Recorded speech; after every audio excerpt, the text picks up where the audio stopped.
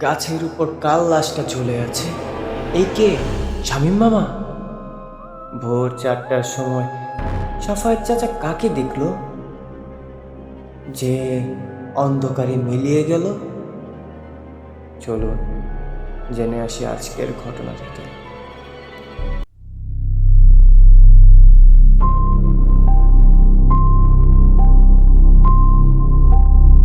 শুনছো? রাত নামলে ছায়ারা জেগে ওঠে। এখানে কারা আছে? দরজাটা খুলে গেছে। ভূত আড্ডা, ভূত আড্ডা। What's ganja?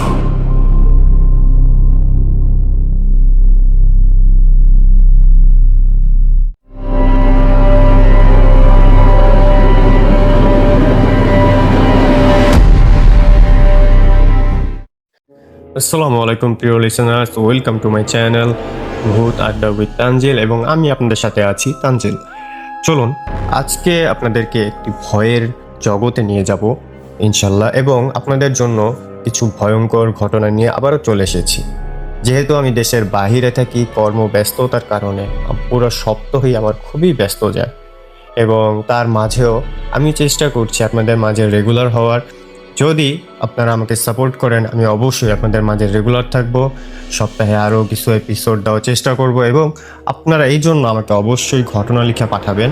এবং আমাকে ঘটনা লিখতে চাইলে, আপনার জীবনে সত্য কোনো ঘটনা থাকলে তা অবশ্যই আমাকে ইমেল করবেন। চাইলে লিখে করতে পারেন, অথবা আমাকে ভয়েস আকারেও করতে পারেন। ভয়েস দিয়ে করতে হলে অবশ্যই আপনার গুগল ড্রাইভে সেটা আমাকে শেয়ার করতে পারেন আমার ইমেইলে। এই জন্য আমাকে ইমেল করবেন addabhoot@gmail.com। স্পেলিংটা আপনারা ডিসক্রিপশন থেকে দেখে নেবেন।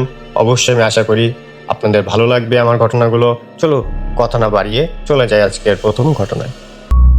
ভয়টা এখন শুরু। ভূত আড্ডা উইথ তানজিল।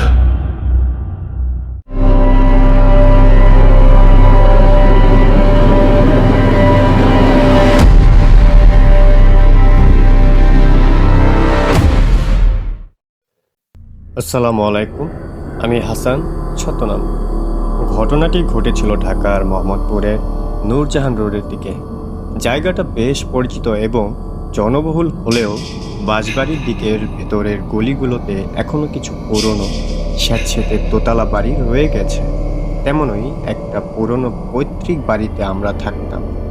বাড়িটা ছিল আমাদের ওই পুরনো গলির প্রথম তৈরি হওয়া একটা দালান।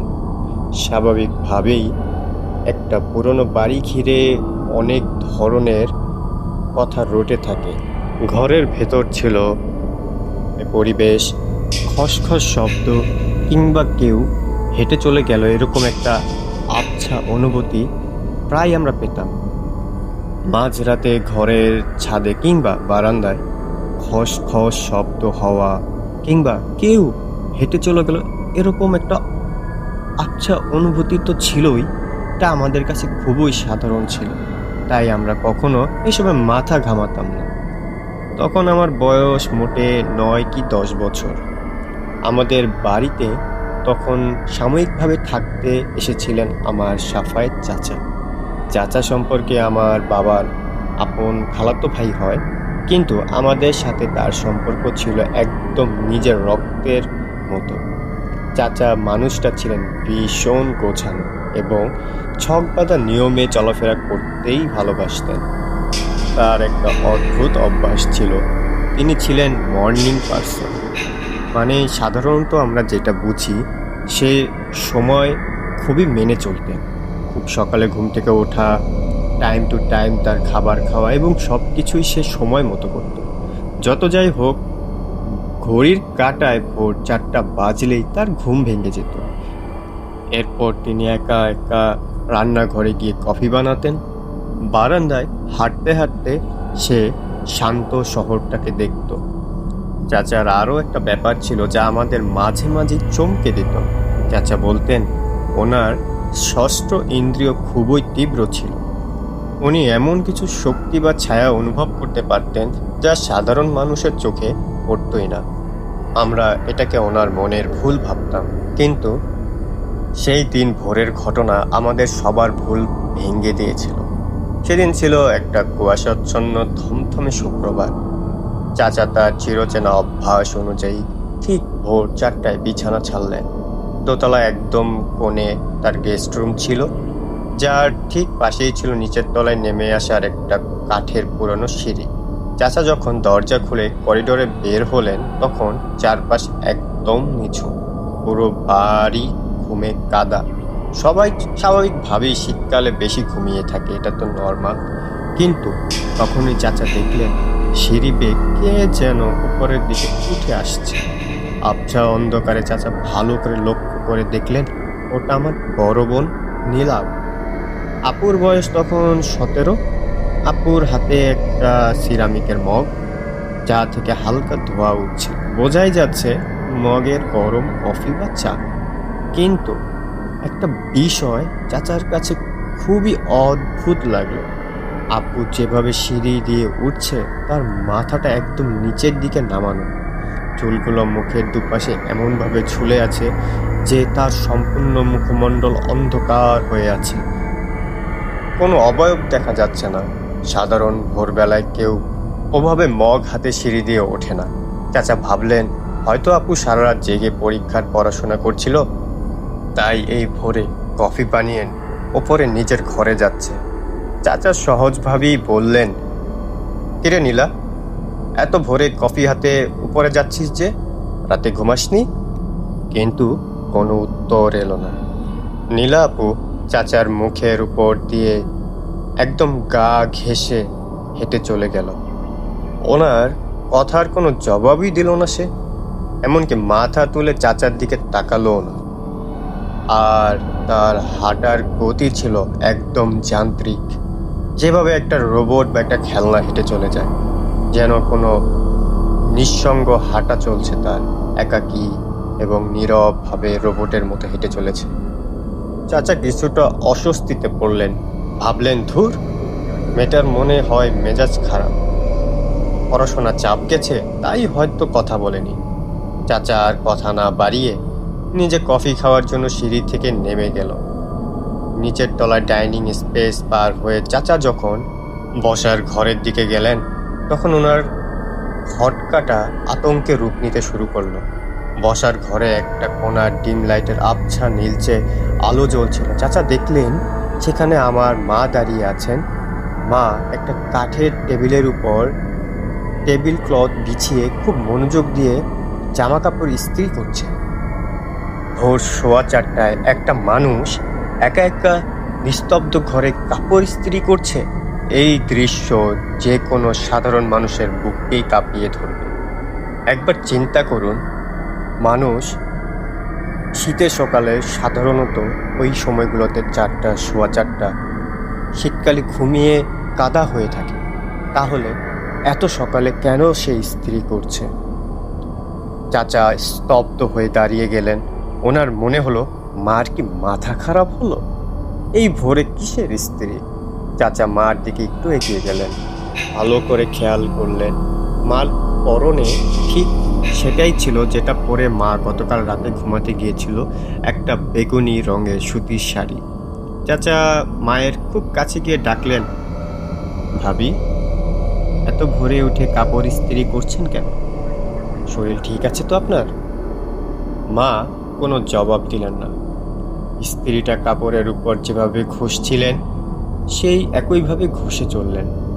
চাচার গায়ের লোমগুলো তখন প্রথমবার খাড়া হয়ে উঠল, কারণ উনি লক্ষ্য করলেন মার মাথাটাও নীলা আপুর মতোই একদম নিচের দিকে ঝুঁকানো। ঘাটটা যেভাবে ঝুলে আছে, তা কোনো জ্যান্ত মানুষের পক্ষে স্বাভাবিকভাবে রাখা সম্ভব নয়। অতিরিক্তই ঝুলানো ঘাটটা। সবচেয়ে ভয়াবহ ব্যাপার ছিল, ইস্ত্রিটা কিন্তু প্লাগ লাগানোই ছিল না।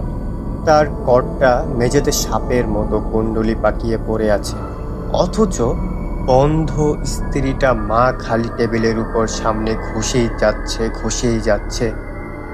আর মা থেকে এক অদ্ভুত শুকনো খসখস শব্দ হয়ে যাচ্ছে। পুরো ঘরের তাপমাত্রা যেন এক ধাক্কায় মাইনাসে নেমে গেল। চাচা বুঝলেন এই সত্তাগুলো ওনার মা বা বোন নয়, এরা অন্য কিছু। এই বাড়িতে একটা অশুভ অপার্থিব খেলা চলছে। চাচা আর এক সেকেন্ডও সেখানে দাঁড়ালেন না। বুকের ভিতর কলিজাটা যেন ছিঁড়ে আসছিল ওনার। উনি উল্টো ঘুরে এক ছুটে সিঁড়ি দিয়ে দৌড়ে উপরে উঠলেন নিচের ঘরে। ঢুকে তারাম করে দরজাটা বন্ধ করে ভেতর থেকে ছিটকে নিয়ে আর লক আটকে দিলেন। ঘরের লাইটটা নিভানোই ছিল। উনি আর লাইট জ্বালানোর সাহস পেলেন না। বিছানায় এসে কাঁপতে কাঁপতে গায়ের উপর চাদর টেনে দিলেন। ওনার মনে হচ্ছিল বসার ঘর থেকে ওই জিনিসটা এখন ওই সিঁড়ি বেয়ে উপরে উঠে ওনার দরজায় নক করবে। ভয়ে আতঙ্কে চাচা তখন যে চোখ বুজে ফেলেছিলেন ওনার মনেই নেই। যখন ওনার পুরোপুরি জ্ঞান ফিরল তখন সকাল 10টা। জানালার ফাঁক গলে রোদের কড়া আলো এসে পড়ছে ঘরেতে। পুরের চিরচেনা যান্ত্রিক কোলাহল, বাইরে রিকশার টুংটাং শব্দ শোনা যাচ্ছে। চাচা ধরফর করে বিছানা থেকে উঠলেন। বুকটা তখনও টিপি টিপি করছে। উনি ঘর থেকে বের হয়ে নিচে নামলেন। নিচে নেমে দেখলেন বসার ঘরে বাবা বসে পত্রিকা পড়ছে আর মা রান্নাঘর থেকে চা এনে বাবাকে দিচ্ছেন। নীলা আপু সোফায় বসে ফোন ঘাঁটছে। সবকিছুই এতটাই স্বাভাবিক যে রাতের ঘটনাকে এক মুহূর্তের জন্য মনে হলো সবই দুঃস্বপ্ন। কিন্তু ওনার ভেতরের অস্বস্তিটা যাচ্ছিলই না। উনি ডাইনিং টেবিলে বসে মা ও আপুকে ডাকলেন। চাচা নীলা আপুকে জিজ্ঞাসা করলেন, নীলা, তুই আজ ভোর 4টায় কফি নিয়ে উপরে উঠছিলি না? আমি তোকে ডাকলাম, তুই কথা বললি না কেন রে? নীলা আপু অবাক হয়ে চাচার দিকে তাকালো। কি বলেন চাচা? আমি ভোর 4টায় উঠবো কেন? আমি তো সকাল 8:30টায় ঘুম থেকে উঠছি। আর আমি তো কফি খাই না। মা তো আমাকে সকালে চা দেয়। চাচার মুখের রং ফ্যাকাশে হয়ে গেল। উনি এবার মার দিকে ফিরলেন। ভাবি, আপনি ভোর 4টায় বসার ঘরে কাপড় ইস্ত্রি করছিলেন না? আমি আপনাকে কত ডাকলাম। মা চা এনে চাচার সামনে রাখলেন এবং কপালে হাত দিয়ে বললেন, সাফায়েত, তোমার কি শরীর খারাপ? আমি তো কাল রাতে 11টায় ঘুমাইছি, একবারে উঠলাম সকাল 7টায়, আর ভোর 4টায় আমি অন্ধকার ইস্ত্রি করতে যাব কেন? চাচার হাত থেকে চায়ের কাপটা প্রায় পড়েই যাচ্ছিল। তার মানে আজ ভোরে এই বাড়িতে মা আর আপুর রূপ ধরে অন্য কেউ ঘুরে বেড়াচ্ছিল। কেউ একজন বা কোনো একটা অশুভ শক্তি হুবহু আমার মা এবং বোনের রূপ ধারণ করে এই ঘরে এক বীভৎস নাটক সাজিয়েছিল। চাচা সেদিন আর কিছুই বলেনি, কিন্তু ওনার মুখে সেই ভয়ার্ত এক্সপ্রেশন দেখে আমি নিজেও প্রচণ্ড প্যানিক হয়ে গেছিলাম। আমার মনে হচ্ছিল এই বুঝি আমার সামনে মা হেঁটে আসছে, কিন্তু আসলে সে আমার মা নয়, অন্য কেউ। সেই রাতে আমি একা ঘুমাতে পারিনি। বাবার হাত শক্ত করে ধরে শুয়েছিলাম। কিন্তু এই ঘটনার শেষ এখানেই নয়, এর চেয়েও ভয়ঙ্কর কিছু চাচার জন্য অপেক্ষা করছিল ঠিক তার পরের রাতে। সেদিন চাচা রাতে ঘুমাতে পারছিলেন না। ঘরের লাইট বন্ধ থাকলেও ওনার চোখ ছাদের দিকে স্থির ছিল। চাচা তখন আনুমানিক রাত 3টার সময় স্থির চোখে উপরের দিকে চেয়ে রয়েছে। পুরো এলাকা নির্ঝুম, শুধু দূরে রাস্তা থেকে একটা কুকুরের কান্নার আওয়াজ ভেসে আসছিল। হঠাৎ করেই চাচা মনে হলো ওনার ঘরের ভেতরের বাতাসটা কেমন যেন ভারী আর ঠান্ডা হয়ে গেছে। উনি বিছানা শুয়েই অনুভব করতে পারলেন ওনার ঠিক পায়ের কাছে বিছানার উপর কেউ একজন এসে বসে পড়ল।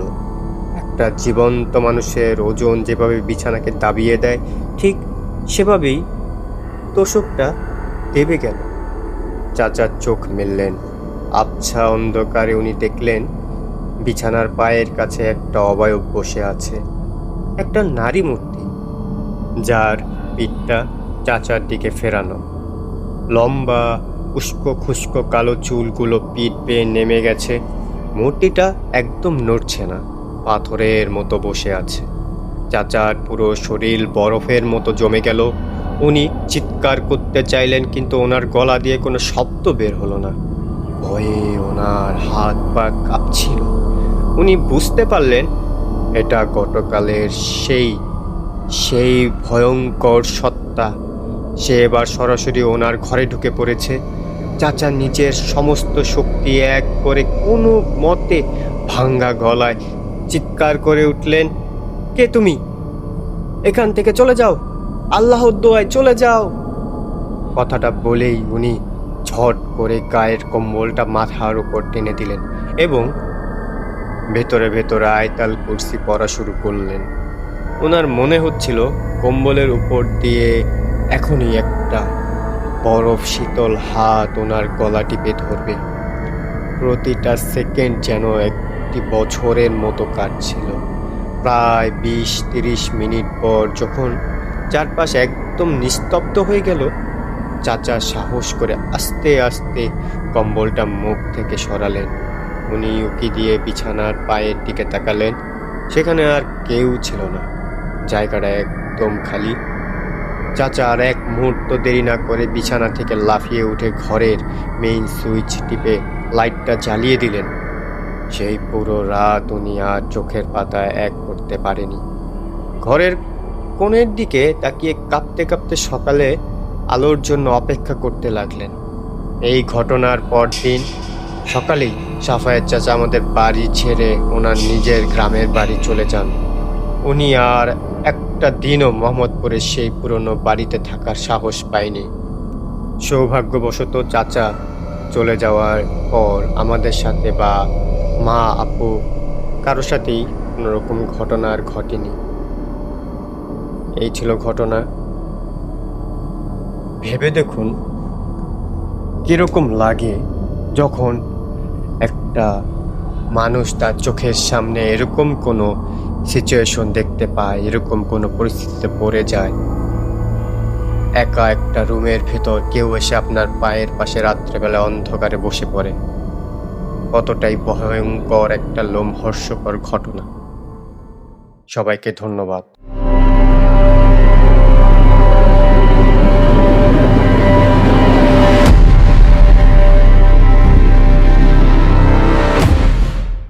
আসসালামু আলাইকুম লিসেনার্স।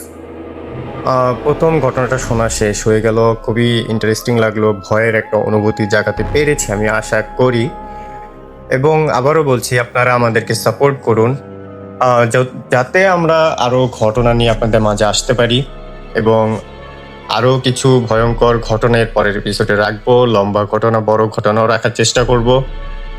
চলুন আজকের পরবর্তী ঘটনায় চলে যাই। এবং পরবর্তী ঘটনাটা যে লিখেছে সে আমাদেরকে একটা ভয়ের রাজ্যে নিয়ে যেতে পারবে, সেটা আমরা আশা করি। চলুন চলে যাই আজকের পরবর্তী ঘটনায়। ভূত আড্ডা। What's ganja?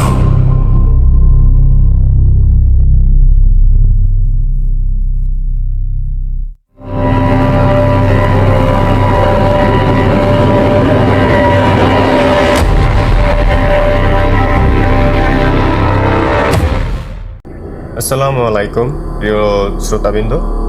ঘটনাটি লিখেছে ইমন ভাই, ওনার ছদ্মনাম এটা। ঘটনাটি ঘটেছে ওনার এক ফুপির আপন ভাইয়ের সাথে। তো সম্পর্কে উনি যার ঘটনা বলছে সে তার মামা লাগে। তো ওনার নাম শামীম, এটা ছদ্মনাম। উনি একটা ডেকোরেশনের দোকানে কাজ করতেন। ডেকোরেশনের কাজ করা বলতে আমরা যেটা বুঝি, কোনো রকম বিয়ের অথবা বিভিন্ন রকম প্রোগ্রামের প্যান্ডেল থেকে শুরু করে রান্না বান্নার যেসব সরঞ্জাম এবং প্যান্ডেল থাকে, এইগুলোর যে ব্যবসা করে সেটাকে আমরা ডেকোরেশনের ব্যবসাটা বুঝি। সেখানে সে কাজ করতো। ওনার এক ছেলে ও এক মেয়ে, দুজনেই ছোট। তাই বাড়ির পাশের মেলায় নিয়ে যাওয়ার জন্য বায়না ধরে। শামীম মামার কাছে টাকা ছিল না, তাই তিনি ছেলে মেয়েদের বললেন, আমি ডেকোরেশনের মালিকের থেকে পাওনা টাকা নিয়ে আসি, তারপর তোদের মেলায় নিয়ে যাব। এই বলে তিনি ঘর থেকে বের হলেন। তারপর রাত 10টা বাজার পরেও তিনি ঘরে ফিরলেন না। ওনার স্ত্রী উদ্বিগ্ন হয়ে ওনাকে বারবার কল দিলেও দেখেন যে তিনি ফোন রিসিভ করছেই না। তাই এই রাতের বেলায় পাশের ঘরের এক প্রতিবেশীকে নিয়ে তিনি ওনাকে খুঁজতে বের হলেন। ওনাদের যে রাস্তা দিয়ে যেতে হয় সেই রাস্তায় একটা বড় গাছ আছে। কি গাছ সেই নামটা সে বলতে পারেনি। তারা যখন কল দিতে দিতে ওই রাস্তা দিয়ে যাচ্ছিল, দেখলেন পাশেই কোথাও মামার ফোনটা বাজছে। আর ফোনের আওয়াজ অনুসরণ করে ওনারা যখন গেলেন, দেখলেন সেই বড় গাছটা একটি ডালে মামার লাশ ঝুলে আছে। ওনার নিজের শার্টটাই গলায় পেঁচানো, লুঙ্গিটা একদম ঠিকঠাক পরানো, আর লুঙ্গির প্যাচের মধ্যেই তার ফোনটা বেঁচে চলেছে অনবরত। এই ঘটনার পর পুরো এলাকায় যখন তোলপাড় শুরু হয় তখন এর রহস্যভেদ হয়। আসলে শামীম মামা যখন সন্ধ্যা 7টায় টাকা আনতে যাচ্ছিলেন তখন তিনি দেখলেন 9-10 বছরের একটা মেয়ে, যে কিনা ওই গাছের নিচ দিয়ে তেল ভাজা পুরি খেতে খেতে যাচ্ছিল। তখনই ওখানে থাকা একটা জিন মেয়েটার ক্ষতি করতে চায়, মানে মেয়েটাকে নিয়ে যেতে চায়, অথবা বলতে পারেন হত্যা করতে চায়। এই ঘটনার সাক্ষীদের মতে তারা বলে মনে হচ্ছিল কেউ যেন মেয়েটার সবগুলো হাড় ভেঙে চুরমার করছে। এমন লাগছিল ভয়ে কেউ যেতে চায় নাই ওই মেয়ের কাছে, কারণ সবাই জানতো যে ওখানে জিনের বসবাস। ওখানে 70-80 বছর আগে কেউ একজন 7টা জিনকে বন্দি করে বোতলে করে ওই জমিতে পুঁতে রাখে। কয়েক বছর আগে যখন ওই জমিতে ঘর তোলার জন্য মাটি খোঁড়া হয় তখন ওই বোতলটা ভেঙে যায় আর জিনগুলো মুক্ত হয়ে যায়। এমনকি এই জমির মালিকও ওখানে ঘর উঠাতে পারেনি। ওনাকে স্বপ্নে দেখানো হয় যদি ওখানে ঘর তোলা হয় তাহলে তার বংশধরদের নিপাত করা হবে। মেয়েটার এই অবস্থা দেখে শামীম মামা এগিয়ে যায়। তখন জিনটা মেয়েটাকে ছেড়ে দেয় আর বলে, তোকে দেখে নিব। তারপর শামীম মামা রাতে ফেরার সময় তাকে মেরে এভাবে গাছে ঝুলিয়ে রাখা হয়। এটা ছিল ঘটনার প্রথম পর্ব। আসলে ব্যাপারটা আপনাদেরকে বোঝানোর জন্য আমি আরেকবার আপনাদেরকে বলি। ঘটনাটি হয়েছিল মেয়েটা যখন যাচ্ছিল তখন আশেপাশে অনেক মানুষই ছিল। গাছের নিচ দিয়ে দূর থেকে যখন মানুষ দেখছিল মেয়েটাকে কোনো কিছু ধরেছে, তখন শামীম মামার মতোই আরও কয়েকজন ওখানে ছিল। তো জিনটা শামীম মামা এগিয়ে আসার কারণে মেয়েটাকে ছেড়ে দেয় এবং বলে, তোকে আমি দেখে নিব। সেই মুহূর্তে শামীম মামাকে তারা কিছু করেনি। যাই হয়েছে সেটা হয়েছে, শামীম মামা যখন টাকা নিয়ে ফিরে আসছিল তখন তাকে একা পেয়ে জিনটা তাকে নির্মমভাবে হত্যা করে। কারণ তার মনে তখন রাগ, শামীম মামার কারণে সেই মেয়েটাকে সে নিয়ে যেতে পারেনি। আসুন এর পরবর্তী পর্বে যাই। জিন শামীম মামাকে মেরেছে এমন ধারণা করার কারণ ছিল তার শরীরে কোনো আঘাতের চিহ্ন ছিল না। তার জামা কাপড়ও ঠিকঠাক, শুধুমাত্র তার শার্টটা তার গলায় পেঁচিয়ে একটা বড় ডালের ভিতরে ঝুলিয়ে রেখেছে। এমনকি গলায়ও নাকি কোনো দাগ ছিল না। ওনার স্ত্রীর ভাষ্য মতে সন্ধ্যার পরে যখন ওনার চোখ লেগে এসেছিল তখন দেখলেন যে মশারির বাইরে ওই 9-10 বছরের মেয়েটা হাঁটছে। বারবার এমন দেখার কারণে তার ঘুম ভেঙে যায় আর স্বামীর জন্য কেমন যেন অনুভূতি হয়। শামীম মামাকে ফোনে না পেয়ে উনি ডেকোরেশনের মালিককেও ফোন দেন। উনি বলেন মামা অনেক আগেই টাকা নিয়ে চলে গেছেন, তাই তিনি উদ্বিগ্ন হয়ে মামাকে খুঁজতে বের হন। এর বেশ কিছুদিন পর গাছটা কেটে ফেলা হয়। শামীম মামা মারা যাওয়ার বেশ কিছুদিন পরই গাছটা কেটে ফেলা হয়। এলাকাবাসী গাছটা কেটে ফেলে, তবে গাছ কাটার সময় অদ্ভুত একটা ঘটনা ঘটে। যে ছেলেটা সবার আগে গাছে উঠে ডাল কেটেছিল হঠাৎ করেই সে সেন্সলেস হয়ে যায়। প্রায় 2 ঘন্টা ও কোনো কথাই বলতে পারছিল না। পরে যখন ও স্বাভাবিক হয় ও বলে, আমি দেখলাম শামীম মামা আমার কাছে এসে বললেন, তোর সাথে আমার কথা আছে। এই কথা বলে আমার পিঠে হাত রাখতেই আমার আর কিচ্ছু মনে নেই। পরে অবশ্য ছেলেটাকে হুজুরের কাছে নিয়ে ঝাড়ফুঁক করা হয়।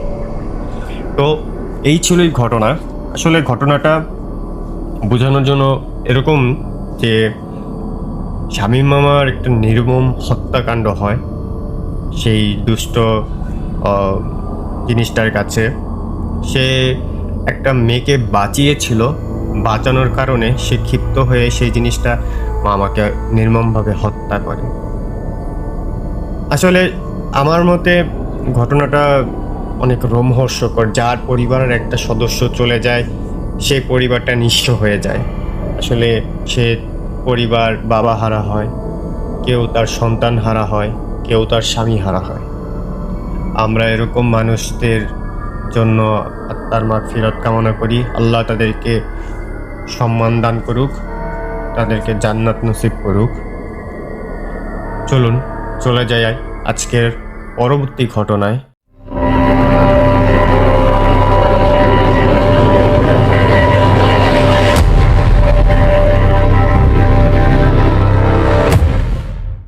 আবারও ফিরে এলাম বন্ধুরা আপনাদের মাঝে, এবং চলেন আবারও হারিয়ে যাই আরেকটি ঘটনায়। এবারের ঘটনাটাও আশা করি আপনাদের একটা ভয়ের শিহরণ জাগাতে পারবে, ভয়ের একটা অনুভূতি দিতে পারবে। এবং আবারও বলে দিই আপনাদেরকে, আপনারা যদি আমাদের সাপোর্ট না করেন তাহলে আমাদের জন্য এগিয়ে যাওয়াটা খুবই কষ্টের হবে। কারণ স্বাভাবিক সত্য ঘটনার যদি কোনো চ্যানেল আমি আপনাদের মাঝে নিয়ে আসি, সত্য ঘটনা আপনাদের মাঝে নিয়ে আসি, অবশ্যই আমার ঘটনার প্রয়োজন। আমি এখন বর্তমানে খুবই স্ট্রাগল করে ঘটনাগুলো বিভিন্ন মাধ্যমে নেওয়ার ট্রাই করছি। আমি চাই আপনারা আমাকে ইমেল করুন। ইমেল হচ্ছে addabhut@gmail.com। এবং আপনারা যদি আমাকে বেশি বেশি ঘটনা শেয়ার করেন তাহলে আপনাদের মাঝে আমি বেশি বেশি ঘটনা নিয়ে আপনাদের সাথে কথা বলতে পারবো এবং আপনাদেরকে একটা ভয়ের অনুভূতি দিতে পারবো। চলুন এখন পরবর্তী ঘটনায় চলে যাই। এবং অবশ্যই ঘরের লাইটটা অফ করবেন, চোখটা বন্ধ করবেন এবং 2 কানে হেডফোনটা লাগিয়ে হারিয়ে যাবেন ভয়ের রাজ্যে। আমিও যাবো আপনাদের সাথে হারিয়ে। চলুন একসাথে হারিয়ে যাই ভয়ের রাজ্যে।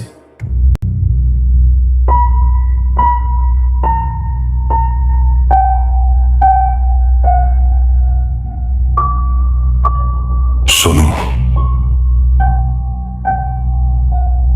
এই বাড়ির দেয়ালো জেগে ওঠে, অন্ধকারে কারা হাঁটে, ঠান্ডা বাতাসে নাম ডাকে। ভয়টা এখন শুরু। ভূত আড্ডা উইথ গাঞ্জা।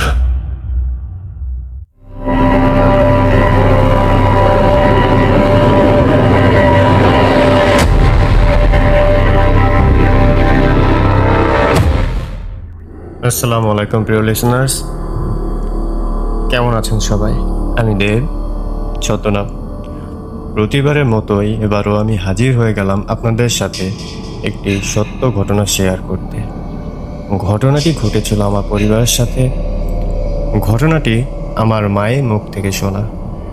তখন আমার বয়স ছিল 6 বছর এবং ছোটবেলা থেকে মায়ের মুখে শুনতে শুনতে পুরো ঘটনাই ভয় এবং রোমহর্ষ একটা কাহিনীর জায়গা করে নিয়েছিল আমার মনের এক কোণে। তখন আমার মা ছিলেন সন্তান সম্ভবা আমার ছোট ভাইয়ের জন্মের সময়। বছরটি ছিল 1989 সাল 10ই জুলাই। আমার জন্মটি হাসপাতালে হলেও সে সময় তেমন একটা লোকজন হাসপাতালের দৌড়ঝাঁপ এড়িয়ে চলতেই পছন্দ করত। আর আমাদের বাসায় পর্যাপ্ত জায়গা না থাকার কারণে আমার খালার বাসায় আমার ভাইয়ের ডেলিভারির স্থান নির্ধারণ করা হলো।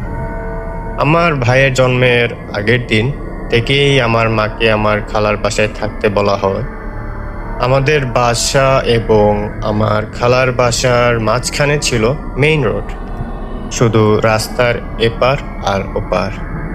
ওপারে খালার বাসায় যাওয়ার রাস্তার মুখে ছিল একটি বড় তাল গাছ।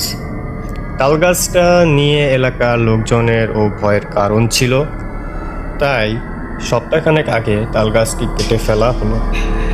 লোকমুখে শোনা, যখন কোনো খারাপ কিছু কোনো জায়গায় বসবাস করে তা যখন সরিয়ে ফেলা হয় তখন তারা ছন্নছাড়া হয়ে পড়ে। ঠিক তেমনই ঘটলো আমার মায়ের বেলায়। মা যখন আমার ভাইয়ের জন্মের আগের দিন রাস্তা থেকে পার হচ্ছিল, খালার বাসার দিকে যাচ্ছিল, তখনই ঠিক একটা ছায়া আমার মায়ের পায়ের নিচে পড়ে যায়। বলতে পারেন সে ছায়াটি না দেখেই ছায়ার উপর দিয়ে চলে যায়। যেহেতু গাছ জাতীয় কোনো কিছু নাই, তাই মাও সব কিছু গায়ে মাখলেন না, ভাবলেন এটা কোনো কিছু না, এটা চোখের ভুল। মা যেখানে শুতেন তার ঠিক বরাবরই ছিল দরজা, এবং সেই একটা জানালা ছিল, তার বরাবরই সেই গাছটা ছিল। সেদিন রাতে জানালাটি খোলাই ছিল। রাত 2টা থেকে 2:30 মা জেগেছিল। আমার মা দেখতে পেল জানালাতে বীভৎস আকারের একটা কালো আকৃতি কিছু জীব বের করে 2 হাত বাড়িয়ে দিয়েছে আমার ভাইয়ের দিকে। এই অবস্থায় মা সবাইকে ঘুম দেখতে পেয়ে কি করবে বুঝতে না পেরে পা দিয়ে সজোরে জানলাটির দরজা ধাক্কা দিল। তারপর আর কিছুই দেখতে পেলেন না। কিন্তু ওই রাতে সব কিছু মিটমাট হয়ে যাওয়ার পরও ভয়ের অধ্যায়টি শুরু হয় ঠিক তারপর থেকে। কোনো রোগ কিংবা ঠান্ডা লাগা কোনো ইস্যু ছাড়াই ভাইয়ের শুধু জ্বর হতো 2 দিন পর পর। জ্বর আসতে না আসতেই ভাই চোখ মুখ উল্টিয়ে ফেলতো ও পুরো শরীর কালো বর্ণ ধারণ করত ও মুখে ফেনা চলে আসতো। এরপর থেকে মা বিভিন্ন ডাক্তার বাড়ি, বৈদ্য বাড়ি এসবের শরণাপন্ন হতে লাগলো আমার ভাইকে সুস্থ করতে। এখানে আরেকটা কথা বলে রাখি, যেহেতু আমার দেশের বাড়ি চট্টগ্রাম জেলায়, আমরা খুবই মাজার দরবার মানতাম, তাই বাদ গেল না কোনো কিছুই। আমার ভাই সুস্থ হতে 10 থেকে 11 বছর লেগে গেল। সবই সৃষ্টিকর্তার করুণা। কি থেকে বা কোন চিকিৎসা হতে ভাই ভালো হলো তা এখনো সবার অজানাই থেকে গেল। আমার সত্য ঘটনাটি যদি আপনাদের ভালো লেগে থাকে অবশ্যই জানাবেন। এতে যেমন আমি অনুপ্রাণিত হব, তেমনি আপনাদের সামনে আরও সত্য ঘটনা নিয়ে হাজির হয়ে যাব। সবাইকে ধন্যবাদ। আবারও ফিরে আসবো নতুন কোনো ঘটনা নিয়ে আপনাদের মাঝে। আসসালামু আলাইকুম।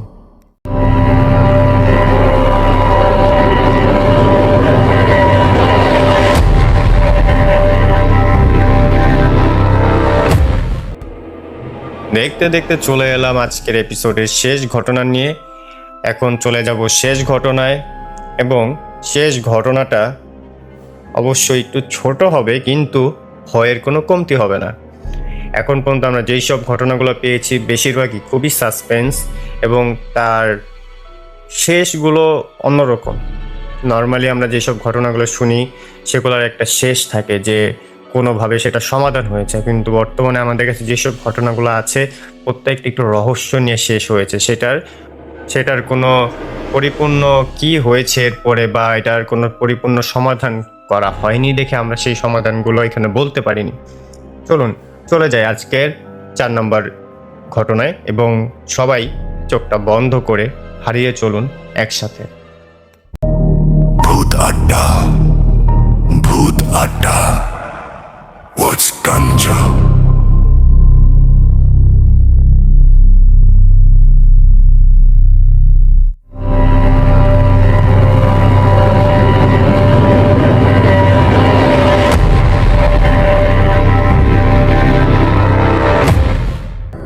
আসসালামু আলাইকুম বন্ধুরা, আমি দেব। আজ আমি যে গল্পটি বলবো তা একটি গ্রামের, তবে আজও সেই ঘটনাটি বহমান রয়েছে। গোপনীয়তার স্বার্থে এখানে আমি গ্রামের নামটি প্রকাশ করছি না। গ্রামে বাস করত যে মেয়েটি, যার কথা আমি এখন গল্প আকারে প্রকাশ করছি, একই গ্রামে একটা ছেলের সাথে মেয়েটির প্রেমের সম্পর্ক গড়ে ওঠে। তবে তা বিয়েতে রূপ নেয়নি। শুধুমাত্র সময় কাটানোর ছলে মেয়েটি হয়ে গেল সন্তান সম্ভবা। অবৈধ মেলামেশার শাস্তি স্বরূপ মেয়েটিকে তার পরিবার কোনো এক রাতে বিষ পান করিয়ে হত্যা করে। অন্য কোনো ধর্মের এই নিয়মটা আছে কি না আমার জানা নেই, তবে আমাদের ধর্মে মানে হিন্দু ধর্মের কোনো গর্ভবতী মহিলা মারা গেলে তাকে কবর দেওয়ার আগে বা তাকে সৎকার করার আগে তার থেকে বাচ্চাটিকে আলাদা করে নিয়ে ফেলা হয়, মানে দুইটা কবর দিতে হয় বা দুজনকে সৎকার করতে হয়। কিন্তু মেয়েটির বেলায় তা করা হয়নি। এরপর থেকে এই গ্রামের লোকজন বিভিন্ন রাতে বিভিন্ন কিছু দেখতে পেত, ক্ষতিও হয়েছে অনেকের। আমি জানি সাধারণত রাতে লোকজন ভয় পায়, কিন্তু এখানে দিনের বেলায় মানুষ ভয় পাওয়া শুরু করে। কেউ কিছু দেখার পরে জ্ঞান হারিয়ে ফেলতো, আবার কেউ বা জ্ঞান ফেরার পরেও মানসিকভাবে অসুস্থ হয়ে যেত।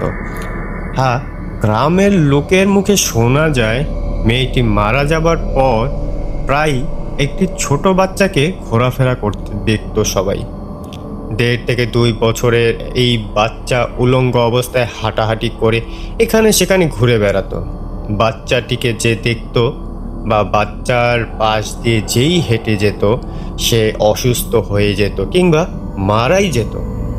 লোকমুখে শোনা যায় বাচ্চার আশেপাশে হাঁটলেও নাকি বাচ্চার গায়ের বাতাস যদি কারো গায়ে লাগে সে বাঁচত না বা অসুস্থ হয়ে পড়ত, সুস্থ থাকতে পারত না।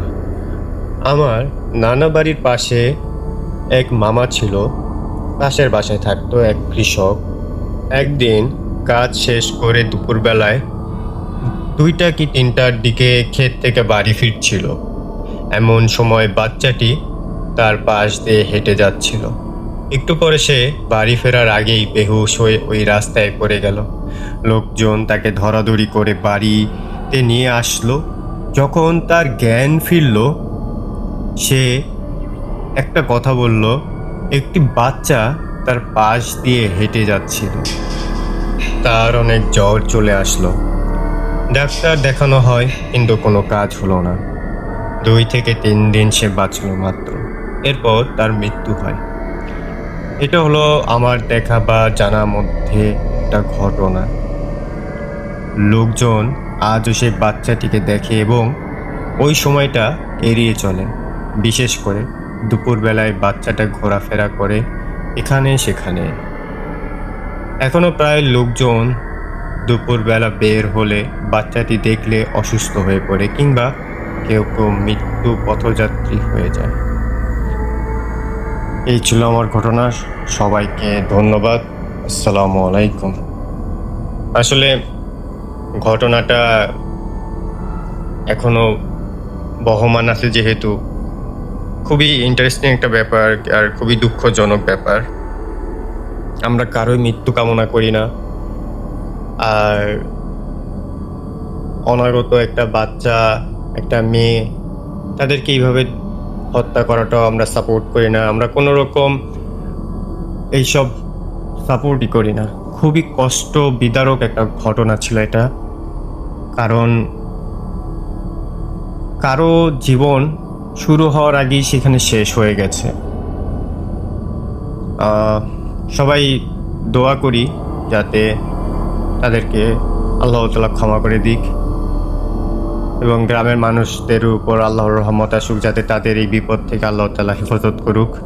এটাই আমরা দোয়া করি।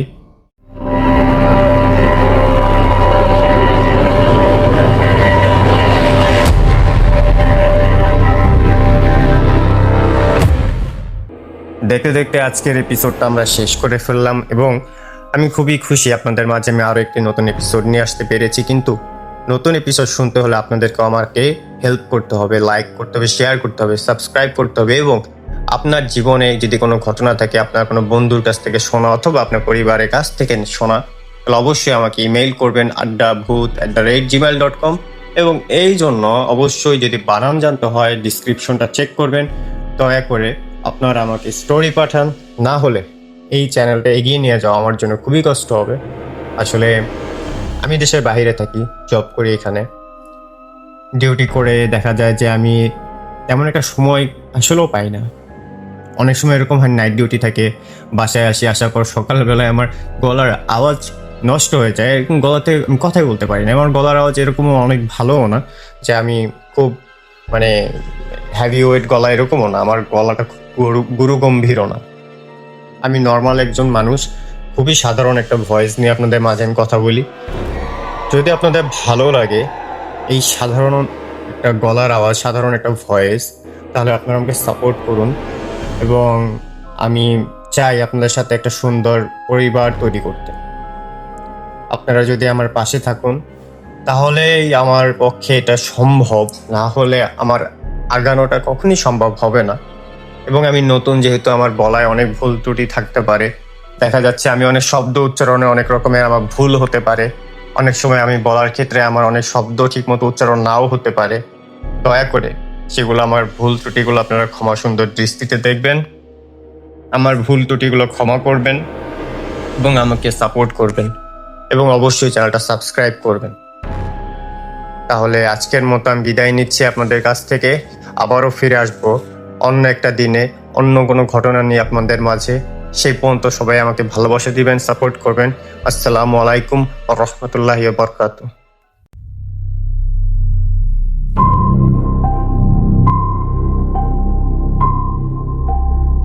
শুনছো? রাত নামলে ছায়ারা জেগে ওঠে। এখানে কারা আছে? দরজাটা খুলে গেছে। ভূত আড্ডা